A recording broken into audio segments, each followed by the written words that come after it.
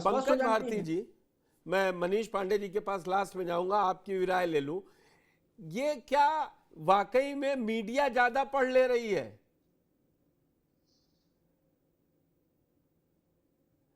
ये पुष्कर जी, जो बातें अभी हमने पंकज जी और श्याम जी को सुना, तो निश्चित तौर पर देखिए कि जो बातें आ रही है मीडिया में, जो छनकर आ रही है, वैसी भी कोई बात नहीं है कि बहुत यहाँ पर बहुत उठा पटक की। मेरे ख्याल से सीएम फेस के लिए बहुत कुछ उठा पटक की स्थिति मैं नहीं देख पा रहा हूँ। मैं इसलिए ऐसा कह पा रहा हूँ कि आप देखेंगे कि जो 2024 का जो लोकसभा चुनाव था, वह भी बिना पीएम फेस के लड़ा गया था। ऐसी स्थिति में अगर कृष्णा अल्लाह भी कह रहे हैं कि थोड़ा ठहर जाइए, इसके बाद सब कुछ सामने आएगा, तो शायद मेरे ख्याल से आज की तारीख में कृष्णा अल्लाह सबसे जिम्मेदार आदमी है बिहार कांग्रेस में। तो उस स्थिति में इस चीज को देखा जाना चाहिए कि सचमुच ऐसा हो पाता है या नहीं। लेकिन हाँ, ऐसी भी कोई गारंटी नहीं है। हो सकता है कि दोनों तरह की बात है। एक तो ये रणनीति का भी हिस्सा हो सकता है कांग्रेस की तरफ से कि अभी कुछ बताना शायद ठीक नहीं होगा। शायद यही वजह से बार बार यहाँ पर अररिया में जब उनसे यही सवाल राहुल गांधी जी से पूछा गया था, तो उन्होंने चुप्पी साध ली थी। तो कुल मिलाकर के अभी थोड़ा कह पाना कठिन है कि सचमुच में ये अभी अपने रणनीति के हिस्से में इसको रख करके ऐसी बात कर रहे हैं, या फिर आगे कोई बखेरा खड़ा नहीं हो, इसलिए भी ऐसा कर पा रहे हैं। पुष्कर जी। पंकज जी, आपका कहना है रणनीति हो सकती है, ठीक है। रणनीति है तो फिर उसमें तेजस्वी भी शामिल रहे ना। रणनीति महागठबंधन के सब लोग एक पेज पे हों, उसमें पेच ना दिखाई दे। पेज में आता हूं सीट शेयरिंग वाले पर भी क्या कहा है मनीष पांडे जी। क्या लग रहा है आपको, ये लोग आपकी ही राह पर चल के, जैसे आप नीतीश कुमार को नहीं डिक्लेयर कर रहे हैं, जो इतने सालों से आप जिनको मुख्यमंत्री बनाते रहे, उनको आप क्यों नहीं फेस कर पा रहे? नहीं तो अभी श्याम जी ये नहीं कहते कि बीजेपी से पूछिए, एनडीए से पूछिए। अरे आप ही नीतीश कुमार को ऐलान कर दीजिए। देखिए, ऐसा है जी अभी जिस स्तर पे हम लोग बैठ के पैनल में बात कर रहे हैं, जी, आपने पंकज जी से भी पूछा, श्याम जी से भी पूछा, अपने अपने पार्टी का प्रतिनिधित्व कर रहे हैं, और मैं भी भारतीय जनता पार्टी की तरफ से बैठा हूं।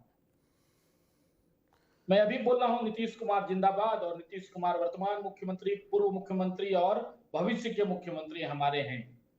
नीतीश कुमार के नेतृत्व में हम चुनाव लड़ेंगे और हमारी सरकार बनेगी, बहुमत की सरकार बनेगी, और फिर से नीतीश कुमार जी ही मुख्यमंत्री होंगे, और तब तक मुख्यमंत्री होंगे जब तक नीतीश कुमार की इच्छा होगी।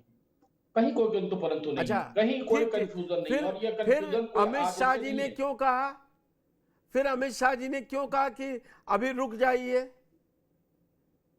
अब देखिए, जैसे मैं सुनता आया हूं, अब दिक्कत क्या है कि अपने जो विपक्षी पार्टी के प्रवक्तागण हैं, वो लोग जो विषय रखते हैं तो अपने सहूलियत के हिसाब से रखते हैं, रखना भी चाहिए अपनी पार्टी के लाइन पर, अपने पार्टी को बचाते हुए।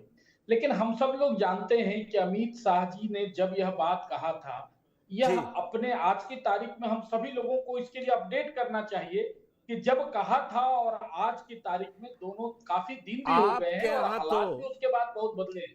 इसलिए उन बातों को मनीष जी सुनिए ना, मनीष जी एक मिनट सुनिए तो आपके यहाँ तो और भी बड़ी स्थिति खराब है। मुख्यमंत्री खुद ही जाके बिना सीट शेयरिंग का हुए ऐलान कर देते हैं कि संतोष जी चुनाव लड़ेंगे।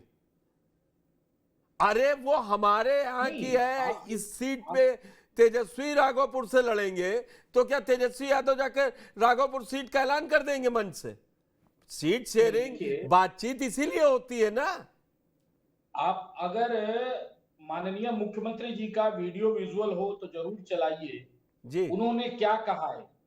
अभी एनडीए का सम्मेलन हम लोगों का चल रहा है पूरे 243 विधानसभाओं में, ठीक, और वहां पर हम सभी लोग जाकर कह रहे हैं कि जिताना है सब लोगों को, जो नेता है उसको जिताना है, एनडीए को जिताना है। कोई भी नीतीश जी के भाषण के बाद आप मुझे बताएं कि जेडीयू का कोई भी अधिकृत व्यक्ति, प्रवक्ता, किसी ने कहा क्या उस विधानसभा बक्सर से में, संतोष आप निराला मुझे ही गलत बोल उम्मीदवार दीजिएगा, होंगे। क्या बक्सर में नीतीश कुमार जी ने मंच से नहीं कहा कि संतोष जी ही उम्मीदवार होंगे? उम्मीदवार होंगे ऐसा उन्होंने नहीं कहा। अरे उन्होंने यहीं कहा से कि चुनाव इनको लड़ेंगे, जो जिताइएगा ना। चुनाव लड़ता वही उम्मीदवार होता ना। दोनों में अब देखिए, अब यही बात है, हम लोग अगर बाल का खाल निकालेंगे तो बहुत कुछ अर्थ निकल जाएगा, लेकिन उसके बाद से मीडिया में लगातार इस विषय की 2 दिनों तक चर्चा चली।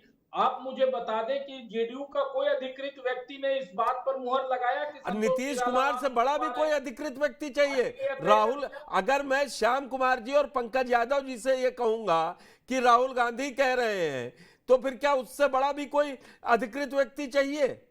हाँ, तो उस पर पंकज जी मुहर लगाए ना कि नहीं, राहुल जी ने जो कहा है वो बिल्कुल सही कहा है, ऐसा ही तय हुआ है पार्टी में। पंकज जी मुहर तो लगाएंगे ना, लेकिन जेडीयू के किसी भी प्रवक्ता, उन्होंने ऐसा नहीं, देखिए जब जनता के बीच में वोट मांगने जाता है आदमी, जब जनता के बीच में जब सभाएं होती है तो इस प्रकार की बातें होती है। इसलिए हमारे यहाँ वो कोई, हाँ ठीक है, विमर्श करने के लिए एक मुद्दा 2 दिनों से चल रहा है एनडीए के खिलाफ। अब आपके वो यहाँ एक अलग मनीष जी विषय है, मालूम है लेकिन NDA और जेडीयू ने क्या मुख्यमंत्री संदेश का भेजा है। है? अब वो मेरा श्याम विषय कुमार अब तक जी नहीं आया है। क्वेश्चन उठाए, पंकज जी उठाए तो ठीक लगता है। कहा एक सीट ज्यादा चाहिए, एक सीट ज्यादा चाहिए बीजेपी से। जेडीयू ने कह दिया, संदेश भेज दिया है।